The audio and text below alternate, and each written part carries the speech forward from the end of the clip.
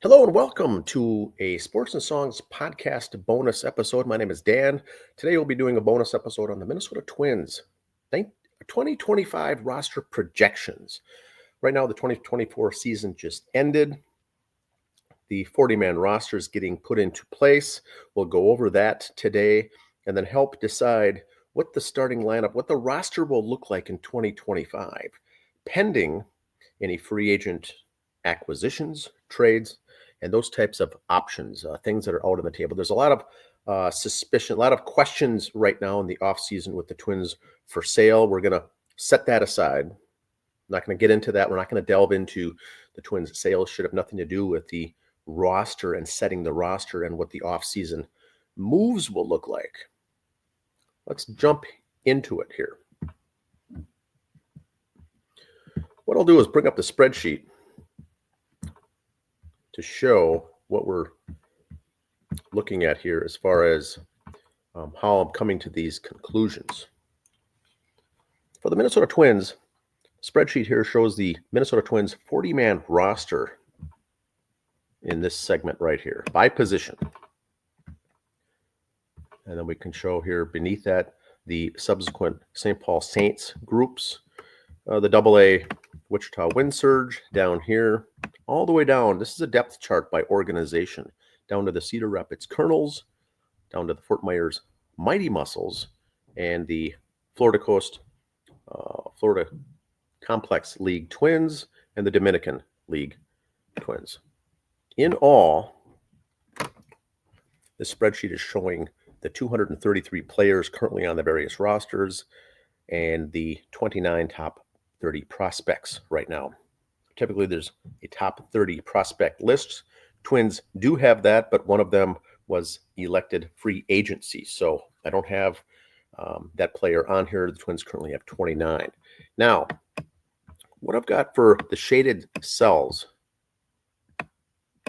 are those top 30 prospects. Each team in Major League Baseball has a top 30 prospect list. For the Minnesota Twins, the ones in shading are those. You can see the players at the available levels they're at the positions they're at, that are upcoming prospects for the Minnesota Twins. Also listed, if they're in shading and they're a prospect, in parentheses following their name is the projected debut date at the Major League level. Projected debut year, that is. So 2025 coming up, you can see the players here coming up that are expected to some time during the 2025 season is to appear in a big league uniform. Doesn't mean they'll start the season in the uniform, but at one point they will be expected to be called up. So there's all the players. There's the prospects by position. So to start the off season, you go to your 40-man roster. So we got the 40-man roster right here. All the players here are on the actual 40-man roster, and we've got a grand total of 35 players. So we're 5 short right now, 5 short, which means in the offseason, we can pick up 5 free agents. We can call up and promote players that aren't on the 40-man roster to be in that spot, or we can call up some players to protect them from being selected in the Rule 5 draft. The Rule 5 Major League Draft is December 11th coming up, and right now, over here on the right, are the 4 players that are prospects that are not on the 40-man roster. These 4, if not called up before November 19th, which is coming up 3 days from now, the Twins have got to lock in their 40-man roster, which means they got to decide on these 4 players. Are you going to promote them to the 40-man roster? If so, the total will be 39 players on the Twins 40-man roster, leaving 1 open spot. Anyone that they don't promote to the 40-man roster of those 4 here listed will be exposed and possibly picked up to be drafted in the Rule 5 draft Major League Baseball coming up on December 11th. Now, these decisions right there won't have much to do on this particular show because we're looking at the projections for 2025 at the Major League level. 2025 at the Major League level. A lot of these prospects aren't projected to come up. Marco Raya over here is in AAA. Ricardo Olivar and Rosario are in AA. And Cespedes is in high A, high A. So here's the various players that we've got. Here's a 40-man roster right there. That's where you start at. Now, what I'm going to do is go to the projection for next year. The actual active Twins roster has to be 26 players. So here is my opinion, just my opinion here on who will be the opening day roster of those 40 players. Which 26 are going to be on the opening day roster? Because it's going to leave us. What we're going to do is back into who's going to be demoted down to AAA or start the season at AAA and whatnot. Let's start off with the starting pitchers. I'm going to start with the starting pitchers. This is rotation, your 5-man rotation.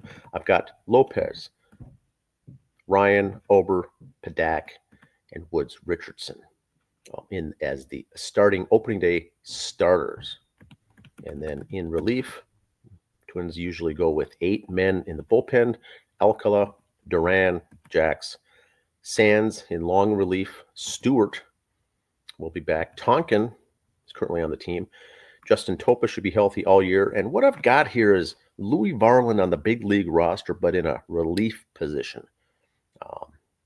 I don't see them having room as a starting pitcher. I think last year was the last year that Varland worked out as a starter. I see him being moved as a reliever because there's no room for him anywhere else. Now that leaves for the AAA Saints, Travis Adams as a starter, Dobnak as a starter, David Festa, who we saw briefly with the Twins this year. I see him starting at AAA to start the year with. Zebby Matthews, I think it's going to be a slam dunk that he'll be at AAA. Very good pitcher, but he still needs work before he moves up. And then you get Andrew Morris, Marco Raya. Morris and Raya, both prospects projected to be in a Twins uniform at some time during 2025. Now, whether that happens or not, I don't know. Here's the question. We've already got 5 in the major leagues. I've already got 6 starters at AAA. Typically, you'll just have 5 at AAA. So we don't have room.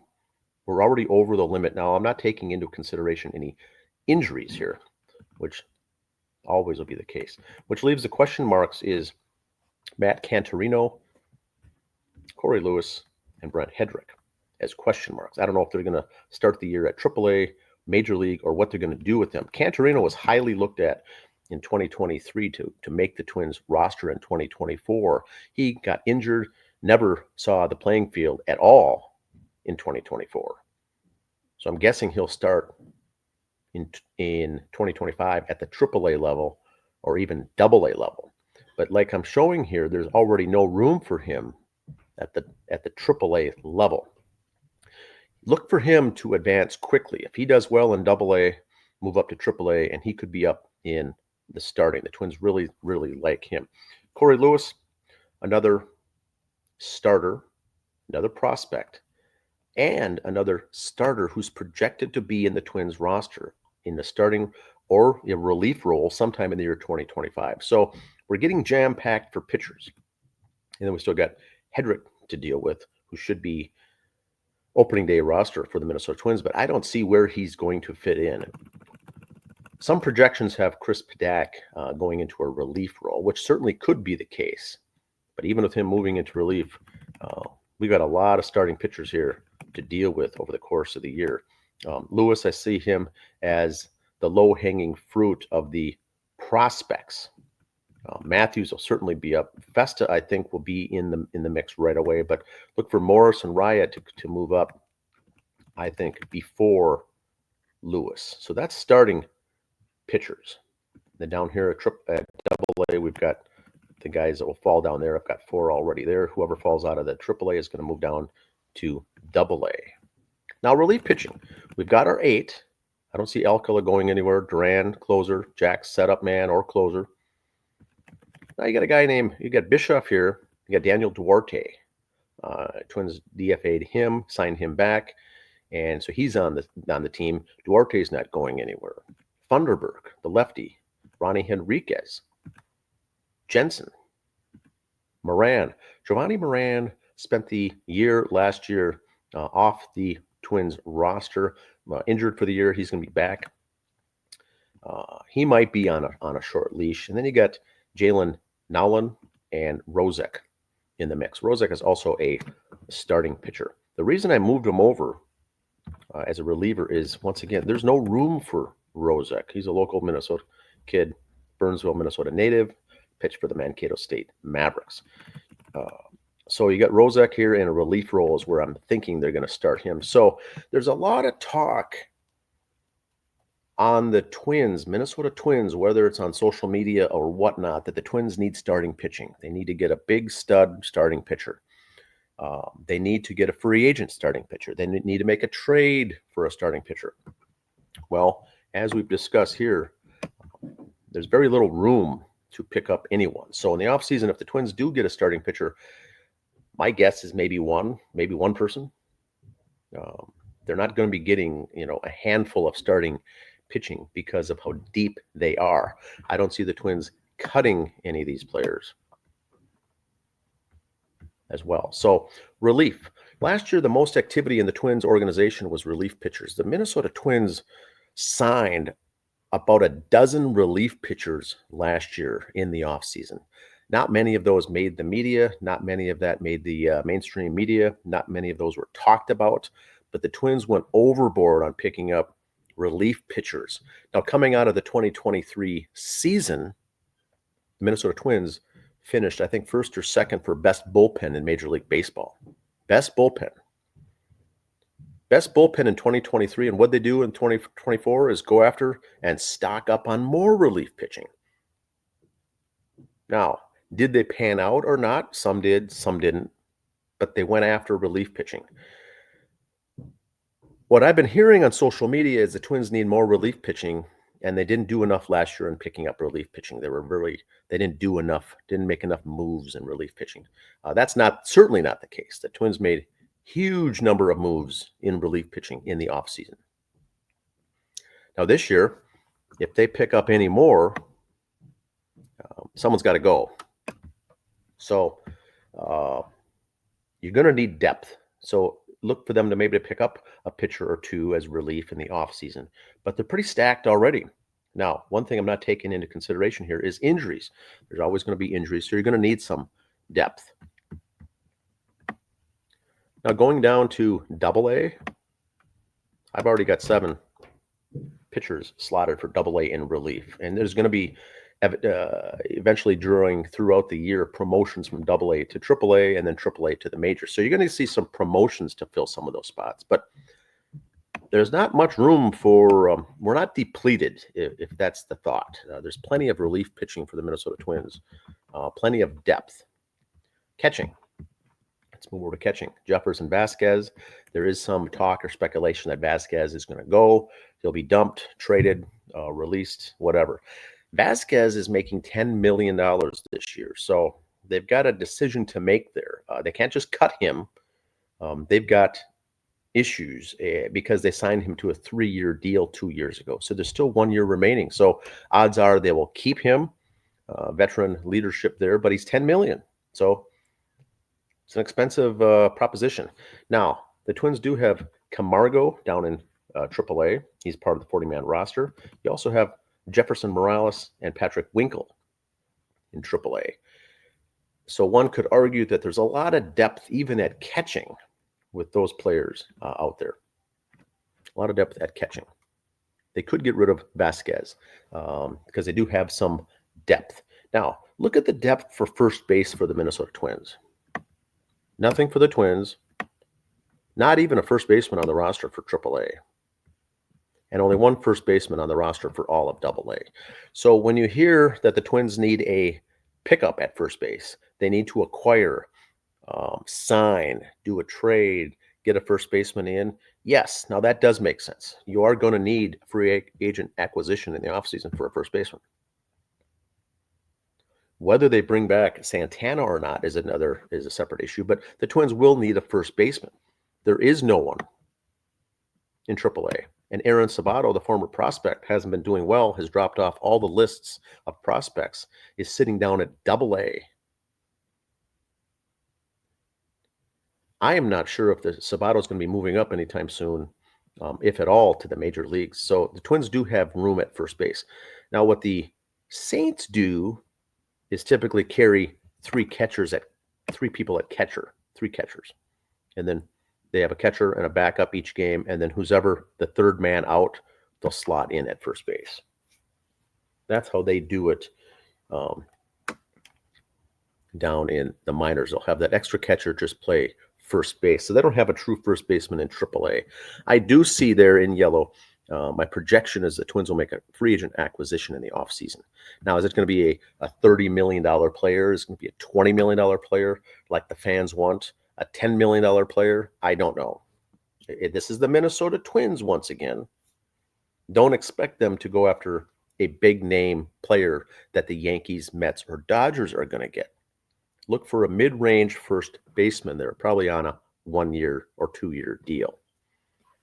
That's foreseeably right now the only need they need to do in the offseason is that. Now, that being said, we've got Jose Miranda who plays first. We've got Willie Castro potentially. There's some talks of Julian playing first. Brooks. I don't know what they're going to do there at first base, but looks like they need someone. The Twins already have players in the mix that can be a backup or a sub at first base. They can move Miranda over there, whatnot. But they'll still need an everyday primary person at first. Second base, I've got Julian and Castro. Castro, really good season, plays all over. He's like a super utility guy. Julian's a true second baseman. That's it. That's what he does. There's talk on social media to move Julian to first. I'm, of course, anti that. Unless they give him some time in spring training or down at AAA playing first base, I wouldn't mind bringing him up as a first baseman. But Julian, just by nature, is a second baseman. That's it. Castro could fill in there nicely. Twins made a long-term deal with Carlos Correa. Of course, he'll be at short, which creates a backlog. We got Brooks Lee, big-time stud, also shortstop. You can move Lee to second. You can move Lee to third. But Brooks Lee's the type of guy I think you need time at spring training or maybe even time in AAA. If he's going to switch positions, it's not something you do in the major leagues. He's got to get time to work on those new positions down at the AAA level. Can't just slide him over to second. Can't just slide him over to third. Yes, he's a tremendous athlete. A lot of fans on social media just having these guys plug and play. It's not the case with Major League Baseball. Very tough position, third and second base. Very different than shortstop. Brooks Lee's talented. Yes, he could play any one of those. Now you get third base, Royce Lewis. Big-time stud, third base. He's also by nature a shortstop. Now, he can handle himself at third base. I've got no problem with him playing third. The problem is you've already got Miranda, who's a true third baseman. So do you want to have Miranda and Lewis platooning at third, sharing time, alternating? Not really. I think Lewis needs to be an everyday player. Miranda has already shown he's best when he's an everyday player every single day in the lineup. Rocco Baldelli does like to get players days off, time off, and rotates them through for time. There's some fans aren't a big deal fan of that, myself included. Miranda is an everyday guy. Lewis, to prevent injury, yes, but he's too good of an athlete to be platooning anywhere. So if Miranda moves over to first and Lewis stays at third, I can see that. But we need to find something to do with Brooks Lee. Eduardo Julian is a second baseman. You can move him over, but who knows? Outfield is pretty much set, I think, with Larnach at left, Wallner in right.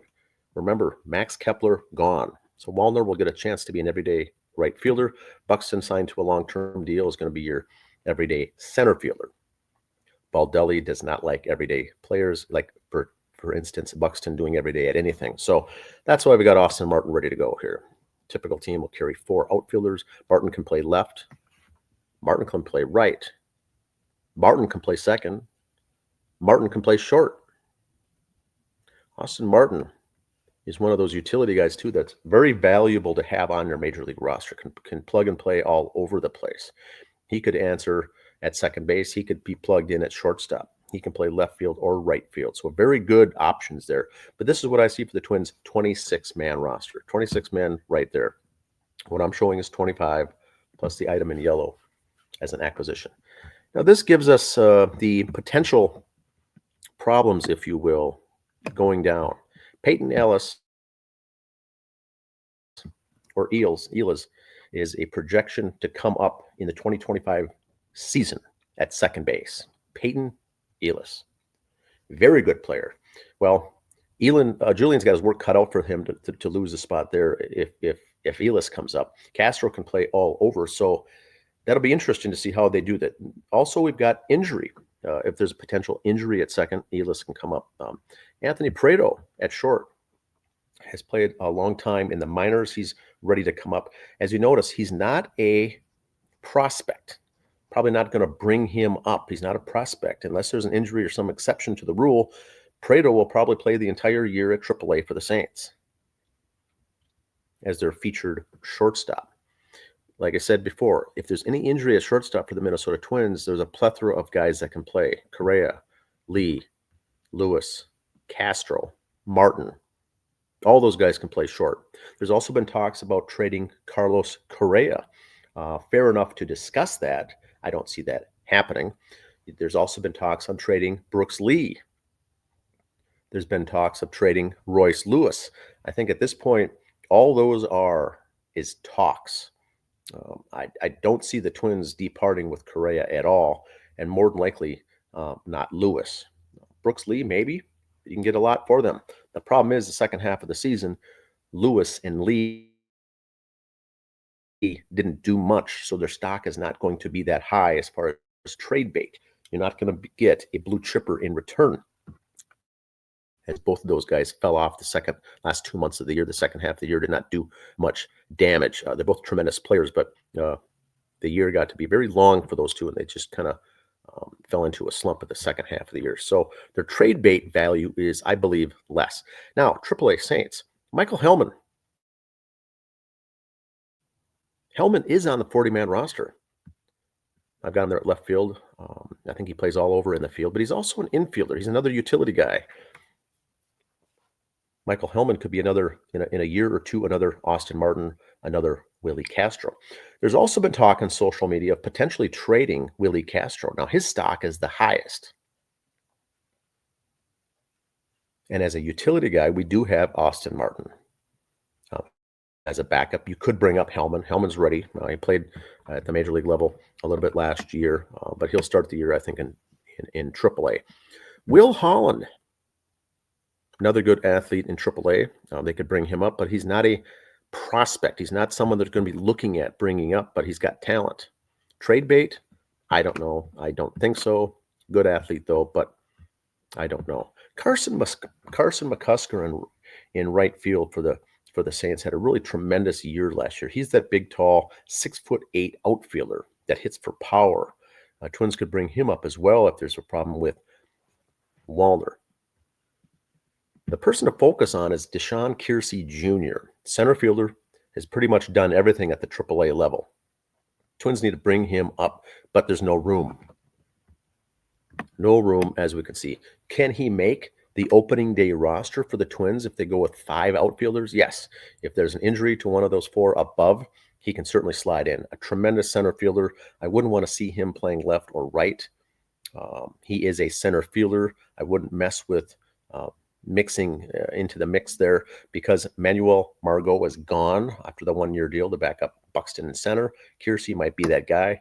Austin Martin is a good fit as well, but Martin is a true shortstop, a true infielder, and has learned to play center. Deshaun Kiersey Jr. can steal bases and is a actual true center fielder that can man the outfield and quarterback the outfield. Watch for him to make the team out of spring training or spend the year putting up big numbers in AAA. He could be trade bait as well. So right now, I've got 23 guys in AAA. They need to have 28. So still got room for 5 more guys there. Look for some off-season acquisitions, some low-hanging fruit, free agents, some extra pitching and things like that we mentioned to fill out and complete that roster. As far as question marks, down in this next segment, the question is this. Rodriguez, the speedy outfielder, center fielder, currently in, I think he's AAA end of the year, up at AAA. I don't see them having room in AAA for him to start the season. I also don't think he'll be starting the season at AA. So the question is, Rodriguez is a true question mark. Had some injuries last year. Phenomenal outfielder. He is projected to be a future Byron Buxton in the Twins outfield. He could be trade bait. Now, if you look at the parentheses after his name, Rodriguez is also expected to come up in 2025. I don't know, or I don't see that happening unless that's a September call-up or there's some massive injuries in the Twins outfield. This guy's still young, did not go to college, was signed out of the international draft class, very high prospect and always has been, very good, tremendous hitter. But he's expected to come up in 2025. So also basically a true center fielder. So the question here is, let's go down to AA. I'm not going to get into the roster in AA except for the people that are in shading. Culpepper, prospect, but not projected to come up in 26. So no issue there. Olivar, Ricardo, expected to come up in 2026. Also plays outfield and catcher. Look for him in a couple of years. Luke Keeschel. Look for him to be a big name. You'll hear a lot of this next year. I think he'll spend some time at AA and move up to AAA midway through the season. He's a guy not expected to come up to the Twins until 2026, but he could solve the problems there if Julian or Illis don't pan out. Keeschel also plays outfield. Shortstop, Tanner Schobel. Highlighted, Tanner Schobel. Now check this out. Tanner Schobel is a prospect, expected to make his debut with the Minnesota Twins in 2025. But he's a shortstop. As we talked about earlier, too much depth with Correa, Lee, Lewis, Martin, Castro at short. Trade bait, possibly Schobel, or have him trade positions. We've got him listed also at third base. He's another guy that's getting some more work at third. Could be down the road, could be moved up to AAA because there's an empty spot at third base there. Schobel could be that guy. If he's flexible enough and gets some work at different positions, that could help out too, because his future as a Minnesota Twins shortstop is very, very low. He could be another trade bait. The other two questions we've got here is this. Walker Jenkins, stud center fielder down in AA, prospect, top prospect for the Minnesota Twins entire organization. Of everyone here in the shading, he's the highest guy, the best guy we've got. Not expected to make the majors until 2026, so that's fine. For the purpose of this show, we're not going to discuss him. Kalai Rosario is the question. He won last year's Arizona Fall League home run hitting derby. He finished third in this year's Arizona Fall League home run hitting derby. He's a power arm right fielder, true right fielder that hits for power, has a strong arm, right fielder, is a prospect, and due to come up in 2025. Now that could be the case. Rosario could come up. He could leapfrog McCusker. And if Wallner, something happens there, Rosario could come up. He's a guy that's well conditioned. He's been around the minors, ready to go. He could be going up high. He could make some waves.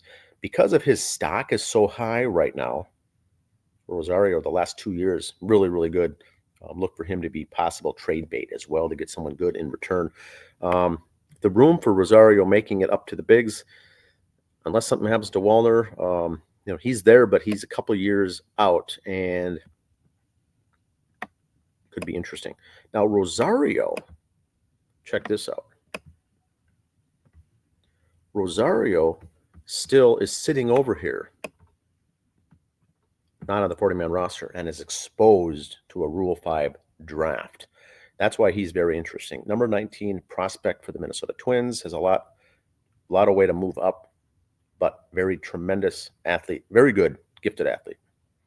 If the Twins don't cover him, he'll be snatched up. He'll be snatched up right away in the Rule 5 on December 11th. The Twins will probably try to protect him, but also look to possibly trade. He's got a lot of value.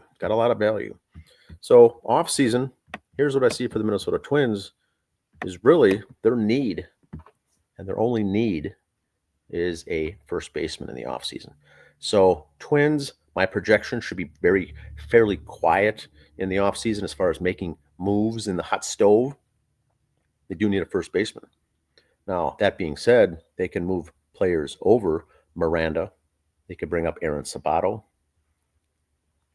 They can transfer Julian to first. They could put Castro at first. They could make things work at first. That probably won't be good enough, though. So they've got enough good backup first basemen, I think, that could hold their own and be serviceable over there. But they're going to need a starter, an everyday first baseman. And hopefully that'll be their big prize offseason acquisition. Once again, maybe a starting pitcher, probably 2 or 3 relievers is what my projection. But I don't see much movement anywhere else for the Minnesota Twins. Now, keep in mind when you hear about payroll and the Minnesota Twins organization cutting or slashing payroll. We hear that a lot as far as them cutting payroll. Here we got this year, we're going to see an increase in payroll with doing nothing. Lopez, the way his contract is structured, is going to move up to $21 million this year. That's a change of $13.5 million from last year to this year. So doing nothing with Lopez, making 0 moves, payroll will increase by $13 million for the Minnesota Twins. Chris Paddack, same thing. The way his contract was structured is going to move up by nearly $5 million, regardless if he's a reliever or a starter. He's locked in unless they change and restructure his salary, unless they trade him away. But he's on the roster. He's signed on the contract. He's under contract for all of 2025 at that rate, 7.5. So his raise will go into effect. Randy Dobnak, due to be paid $3 million on a contract too. They can't really get out of that. It's dead money. He's not worth it to be no value really to trade. Probably won't see the majors again unless in a relief capacity. But his payroll will increase by $750,000 this year. Twins overall, everything else being equal, without making any moves, their salary will go up by 19. So I think this is part of the relation to Twins fans getting upset that the salary was cut in 2024. The salary for the Twins was not cut in 2024. The people that left had big salaries, so it went down naturally. And they wanted to not spend as much, as 2023 was a huge year for Twins payroll. Not one that I believe, in my opinion, we'll be seeing soon. That $150 million payroll the Twins had in 2023, that was an outlier. That was something that was just a blip in the radar. Twins will be in the 120 to 130 range for millions of payroll, I believe. And so if they want to keep payroll the same, the Twins will have to find $19 million to cut elsewhere in the organization to stay the same. So let me repeat that. If the Twins want to keep the payroll the same, this $19 million is going to go up with doing nothing. They're going to have to cut $19 million to stay the same. But how that will be worded in the mainstream media is that the Twins ownership is slashing payroll. Now, that is not the case. Keeping it the same is be cutting $19 million to be keeping payroll the same, because it's going up with doing nothing. These 6 players alone account for $90 million. So that's the 2025 projection. Here's the organizational depth chart. Look for some moves here on the minor league level before November 19th to get the 40-man roster. December 11th will be another impact day on that Rule 5 draft. Shouldn't impact any starting people, any active roster, but it'll be interesting to watch that. Then in the offseason and spring training, we will look forward to some additional signings and to see if anyone gets hurt or injured. Twins do have plenty of depth at almost all the positions, plenty of depth to get by in 2025 and be a pretty good, successful team with the amount of depth that they have and the talent. A lot of injuries last year, and the guys that were injured will be back and presumably healthy. That's all I've got for today's show. Please leave comments down below and any questions. We'll see how it turns out. Thanks for listening.